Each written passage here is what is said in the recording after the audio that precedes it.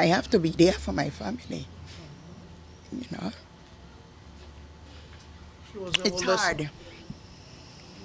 It's hard.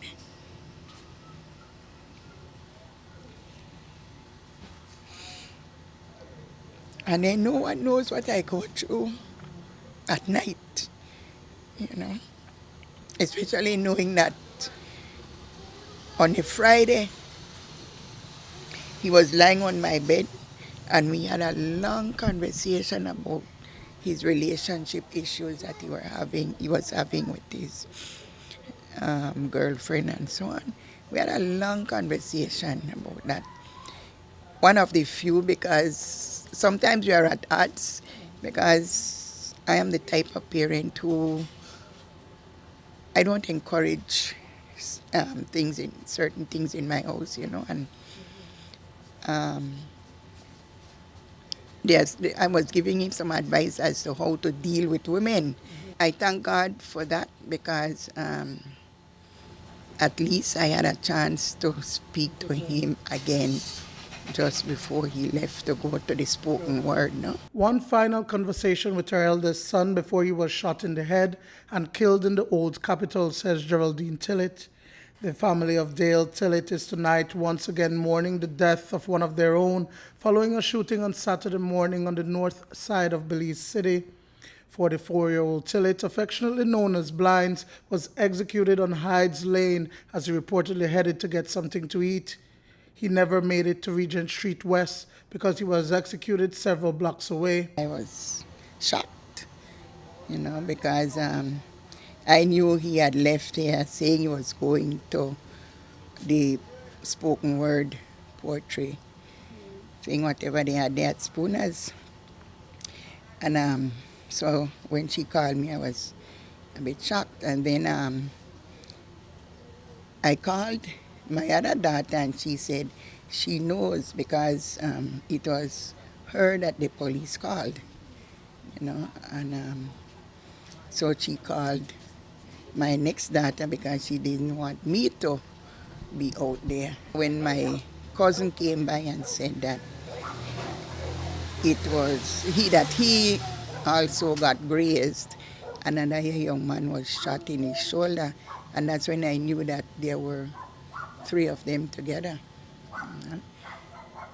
Later on in the morning, because I wanted to find out exactly what took place, so I had sent for my cousin to find out what took place, and he said that it was actually him that the gunman was after, you know, but because the gunman missed him, he shot my son. The well-known tour guide of Madame Liz Avenue off Farbers Road Extension was heading towards downtown when they came under fire by one of two men who rode up from behind on a motorcycle.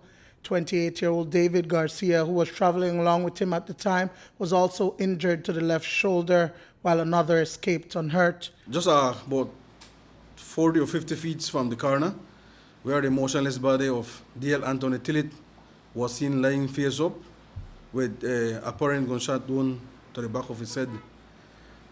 What the police gathered so far was that Dale Anthony Tillett was walking down on Hydes Lane towards Northfront Street along with two other male persons when two persons on motorcycle came from Hydes Lane towards Northfront Street, and as they approached them almost by the corner, one of the male persons on the motorcycle fired several shots at the person that were walking along with Dale Tillett, and Dale Tillett, as a result, Dale Tillett received the fatal injuries, and the other person, David Garcia, received a apparent gunshot wound to the left side of his shoulder.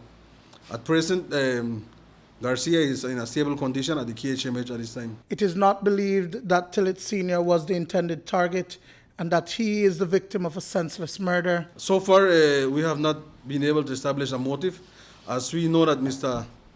Tillett was a tour guide, and as far as we are concerned, he does not affiliate to any of the gangs in Belize City, no? All over this city, not afraid of being anywhere because he lived all the way on Madame Liz Crescent. So he wasn't afraid to go anywhere, you know. Dale's son, who carries his namesake, was murdered following a shooting on December 31st, 5 years ago outside the then popular nightclub Palm Island in Belize City. The family is now trying to cope with the loss of a father and son. His son was shot around the same time, on the 31st of December 2011, and he died on the 5th of January 2012. He was shot in the head. Is there any indication that perhaps the entire George Street element may somehow be involved somewhere in this? Because we know that when his son was killed, it was said that, you know, it had a George Street angle on that murder.